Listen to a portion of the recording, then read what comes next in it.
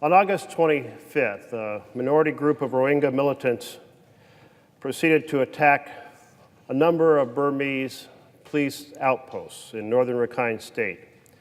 And they inflicted injuries and killed about 12 members of the country's security forces in the process.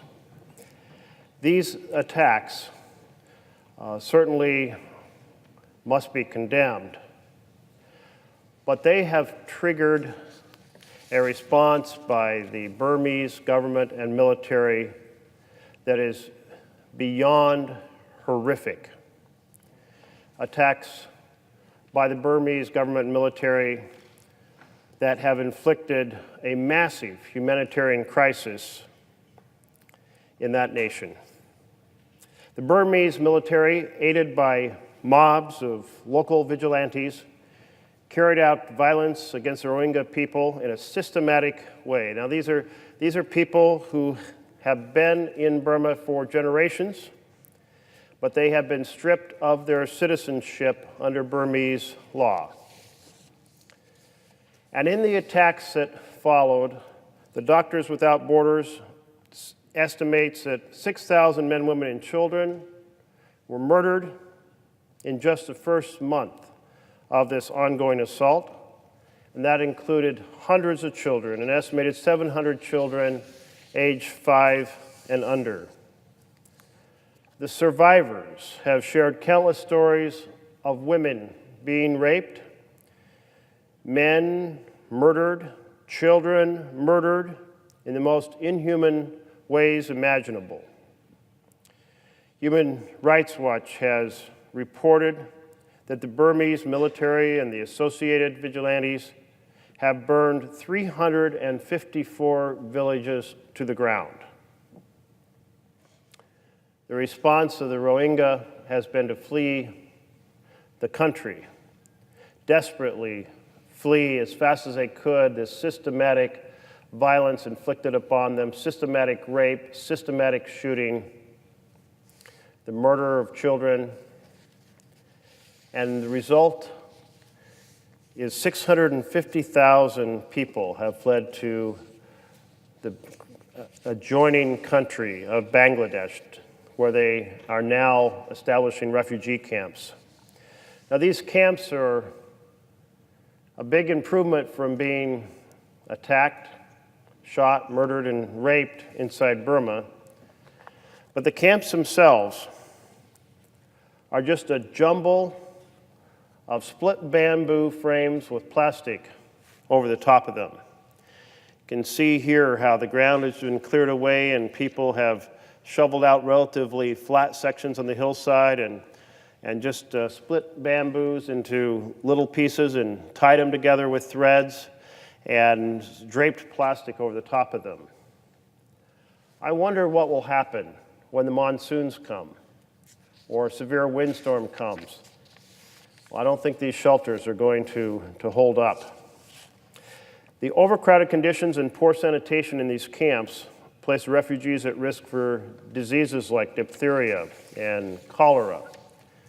And these camps, full of displaced, disenfranchised, angry young men, are also a recruiting ground for violent extremist groups like ISIS.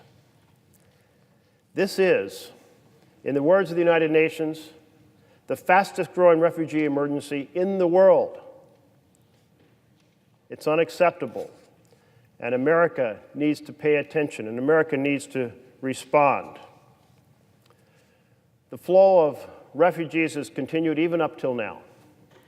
The numbers have dropped. There aren't that many Rohingya left inside of Burma.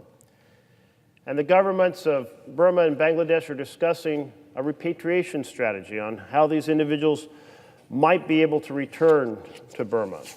And they have a framework for a plan. Burma says they'll welcome them and let them go home. They've even said they can return to where their villages were burned and have assistance in rebuilding their homes and their community structures. But at the first step, they say they'll house them in reception camps. And they also say they may put them into model villages. And these words, the reception camps and model villages, are words for encampments that are based on what is already in much of Rakhine, central Rakhine state, which are long-term camps that are essentially prison camps for the Rohingya. If this is not going to unfold in this manner, the world has to be engaged. And right now, of course, the Rohingya who have fled this horrific violence, they're not anxious to return immediately because they don't believe the government will protect them. If you've been subject to horrific rampage of slaughter and violence, why would you immediately go back into that unless the circumstances were dramatically modified? Can they depend upon the Burmese government to protect them when they didn't protect them since August? Can they depend upon the Burmese military to protect them when the Burmese military perpetrated these crimes? So it's important. Repatriation is important. The ability to go back to their villages and rebuild them is important. And time is of the essence. But for it to happen in a way that's going to really work, the international community is going to have to be involved. Let us understand that this assault that went from August even up till now is not a one-time thing. It is the latest in a long line of atrocious assaults on the Rohingya people. In 1978, Burma's military launched Operation King Drago, causing more than 200,000 Rohingya to flee to Bangladesh. There were similar campaigns of assault in 1992, and in 2012, and in 2015, and in 2016. None as horrific as what was witnessed just a few months ago, August 2017, but terrible assaults nonetheless. Time and time again, the Rohingya people have been subjected to abuse and persecution and violence. And recognize this isn't just a tactic that the Burmese government and the Burmese military have used against the Rohingya. They've used it against other minorities. This systematic strategy of burning the village, shooting people as they flee, and raping the mothers and the daughters. We've seen this with assaults on ethnic minorities in the Shan and Kachin states, where the people have faced very similar persecution. And in fact, in those states, over 100,000 people have been displaced by the military since 2011.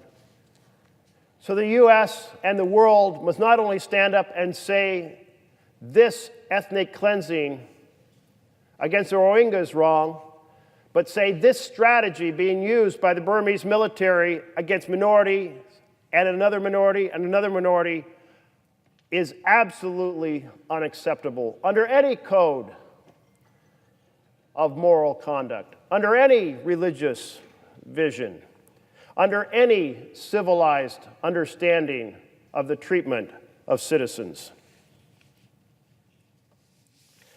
Now, much of what took place over the last few decades was out of sight of the world because Burma was closed off to the world. But then Burma went through a diplomatic awakening, the budding of democratic institutions, and they've been more open to the world. And so now we can see very vividly what is going on. So they are not hidden, and there is no excuse for the world to turn away and not engage. Now, Burma, the government, nor the military is ready for international cooperation. They've left the international community out of the process of trying to address these issues. They have rejected input from the United Nations High Commissioner on Refugees. No international monitoring allowed. And freedom of the press curtailed. The Rohingya people are right to be wary of how they will be repatriated without significant international involvement, without strongly developed measures for their safety, without a changed attitude by the government. And that's why yesterday, Here in the Senate, I introduced a resolution calling for international pressure and oversight to be brought to bear on the repatriation process. It calls upon the United Nations High Commissioner for Refugees to play a central role in ensuring that any repatriation of the Rohingya people is safe, is voluntary, is dignified. The concern for the treatment of the Rohingya is bipartisan. I appreciate the 14 senators who have already co-sponsored my resolution. Particular thanks to Senator John McCain and to Senator Todd Young for not only supporting this resolution, but for being advocates for the Rohingya people and for global human rights. I was profoundly shocked when the Burmese military started these massive assaults back in August. I knew it was important for our government to pay attention, for the people of the United States to pay attention, and for the members of this Senate to pay attention, and for us to weigh in and try to create pressure to end the persecution and create a different path for the future. In the month that followed, there was a lot of international outcry about how wrong this was. And First State Councilor Aung San Suu Kyi, who is Burma's head of state, responded with a speech to the world through the United Nations. And she invited the world, quote, to go with us to the troubled areas, to see for yourself what is happening. Think for yourself what we can do to remove these problems. I applaud that invitation and that attitude, that invitation to the world to be engaged and be involved and see what was happening. And Senator Durbin and I, along with 3 members of the House, Congresswomen Betty McCollum from Minnesota and Jen Schakowsky from New York and David Cicilline from Rhode Island, came together and we accepted her invitation. We accepted her offer, and we planned a trip for November to go see the troubled areas in Burma, just as Aung San Suu Kyi had suggested. We intended to go to the afflicted areas. We intended to see for ourselves what was happening. We intended to talk to those left behind and get as full a story as possible. And we intended, as she indicated, to think of what we could do to reverse the situation. The Burmese government worked with us to plan this trip. It involved a tremendous amount of logistics on how we would get to northern Rakhine State. But at the very last moment, just as we were getting ready to leave Washington, D.C., the government reversed course. The government of Burma said, we invited you, but now we will block you from visiting these afflicted areas.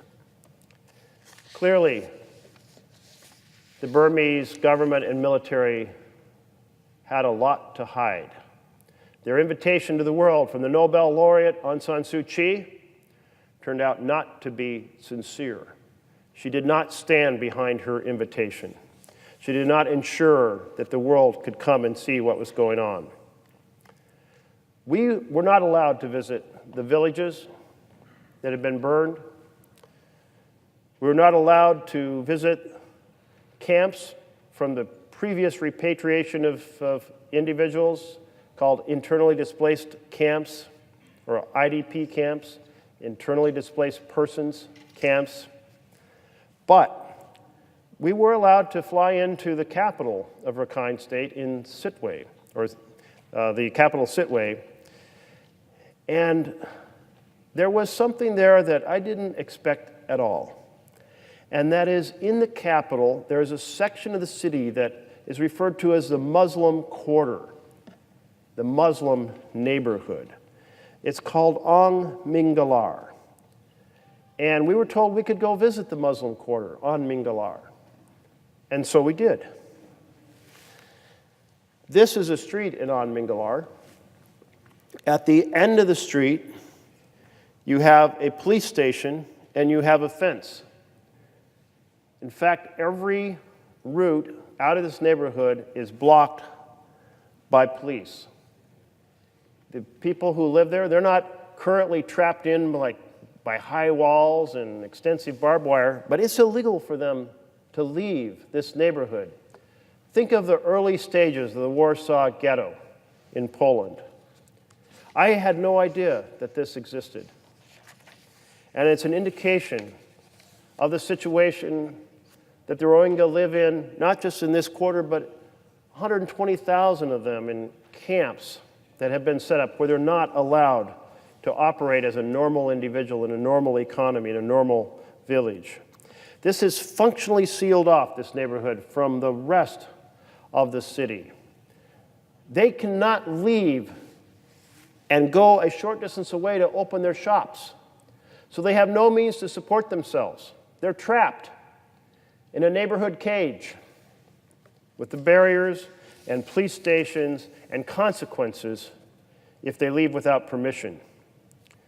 And if they have a medical emergency, then what they have to do is get permission to leave, to travel to an IDP camp, internally displaced persons camp, see a doctor at the IDP camp, get a referral to the hospital, return back to their neighborhood, and then go to the hospital that's just 5 minutes away.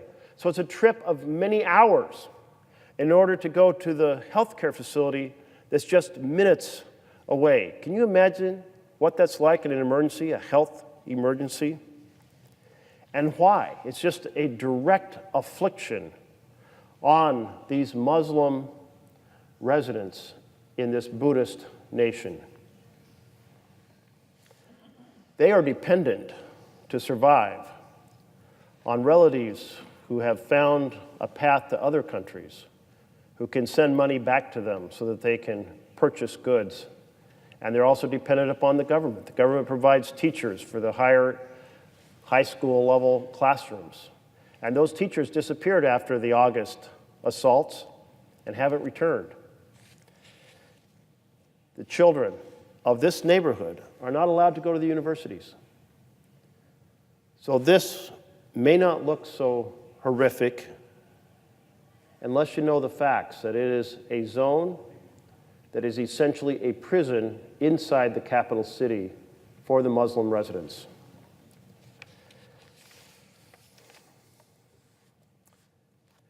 In order to learn more, our delegation traveled to Bangladesh, to the refugee camps. We went to a camp called Balukali, and that visit brought home the breadth and horror, the human rights crisis that these men and women and children have endured. Speak to any member of the delegation, and they will tell you that articles and reports written about what has happened are not the same as hearing firsthand, hearing face-to-face the stories of the atrocities that the Rohingya refugees have suffered. In Balukali, Senator Durbin and I went into a temporary classroom, tarp over the top, where women had gathered to learn about sanitation and disease prevention. And I asked the interpreter who was with us, would you ask these women if they have stories that they would like to share? And I wasn't sure that the women, these Muslim women covered in traditional Muslim clothing, would be willing to share a story with an outsider. But they immediately responded, and one woman jumped up and she pulled the cloth off her arm to show the scars from the burns that she had as her village hut came down around her as she tried to escape. And then other women jumped up to tell other stories of a child being killed in front of her, of a husband being slaughtered, of the trials and tribulations of trying to escape the assault from the military. Every person in that room had tragic and horrifying stories to share. Entire villages burned to the ground, entire villages fleeing for the border, being shot at by soldiers as they tried to cross the border into Bangladesh.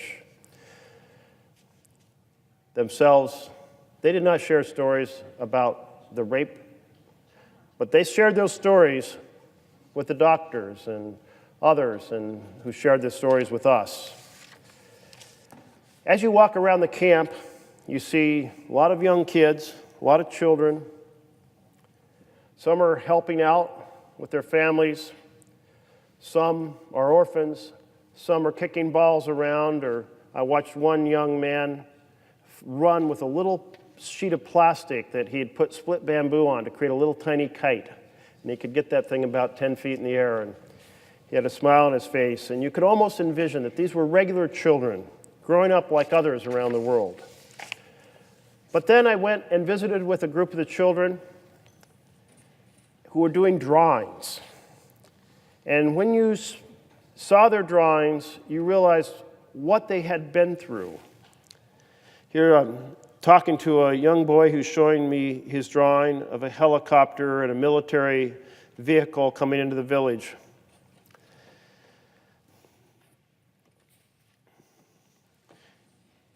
Here is one of the drawings that was held up.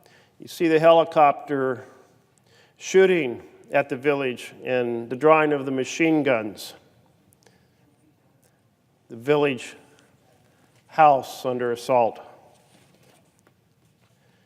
Here's another child's drawing, and again, helicopters. You see the houses built on stilts. Here's a military man on the ground shooting at them as they're fleeing. These children have been through horrific trauma. Their families have been fractured. They may not have a mother or father. And somehow they're going forward in life. I would like to say that the situation has improved since our trip. But the situation is still extremely bad. Take a look at this map from Human Rights Watch. These red dots are villages that have been burned. All of these two lines of villages. At last count, 354 villages burned.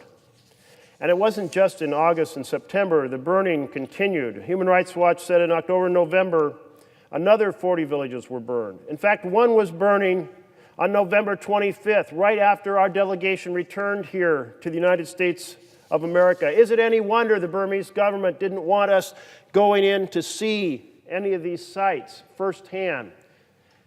And we're not the only ones who were denied access. All of the UN organizations, including a fact-finding mission and an investigator named Yangi Lee, were stopped from visiting these afflicted areas. And international aid groups like the Red Cross was denied access. Mass grave containing body of a group of Muslims was uncovered in Rakhine State's Indian village, just north of Sitwe, the capital where we were. In a rather shocking first, the Burmese military actually accepted responsibility for the deaths, claiming that soldiers and villagers reacted to provocation from terrorists, and that those who were involved would be punished. But do you think they're really going to be punished? I'll tell you who gets punished. It's the reporters. These are the two reporters that reported it. Where are they? They are in prison. They are in prison. Wallon and Kwaso'o, two reporters for the Reuters.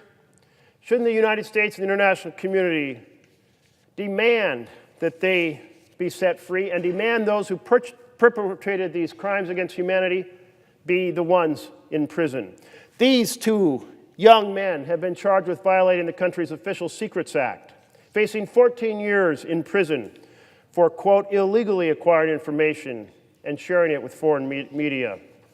It sounds to me like these two reporters were doing exactly what Aung San Suu Kyi, the Nobel laureate, said, come and see.